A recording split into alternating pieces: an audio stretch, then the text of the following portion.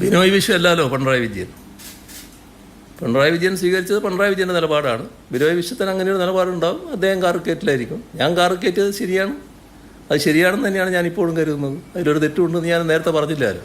ആ നിലപാട് തന്നെയാണ് എനിക്കിപ്പോഴും ഉള്ളത്. അതിൻ്റെ സാഹചര്യം ഞാൻ പറഞ്ഞിട്ടുണ്ട്.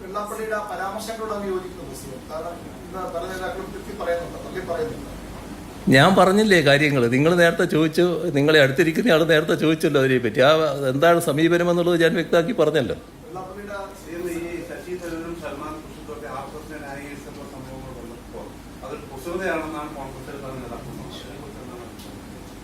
അതാണല്ലോ സമീപനം. ഇപ്പോൾ നമ്മൾ കാണേണ്ട ഒരു കാര്യം, കേരളത്തിൻ്റെ അന്തരീക്ഷം കുറച്ചുകൂടി ഗൗരവമായിട്ട് നമ്മൾ ഉൾക്കൊള്ളണം.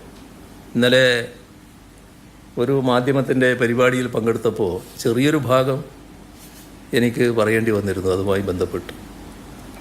കാരണം കേരളീയ സമൂഹത്തിൻ്റെ ഒരു പ്രത്യേകത എല്ലാ കാലത്തും വർഗീയതയെ പൂർണ്ണമായി അകറ്റി നിർത്തിയിരുന്നു എന്നുള്ളതാണ്. പക്ഷേ ഇവിടെ കോൺഗ്രസ് മതനിരപേക്ഷതയൊക്കെ പറയുമെങ്കിലും 4 വോട്ടിനു വേണ്ടി ഏത് വർഗീയതയുമായി കൂടിച്ചേരുന്നതിന് മടി കാണിച്ചിരുന്നില്ല. തൽക്കാലം വോട്ട് പോരട്ടെ എന്ന നിലപാടാണ് അവർ സ്വീകരിച്ചിരുന്നത്. അതിൻ്റെ ഭാഗമായാണ് ദശാബ്ദങ്ങൾക്ക് മുൻപ് ഇവിടെ കോലീബി സഖ്യമുണ്ടായത്.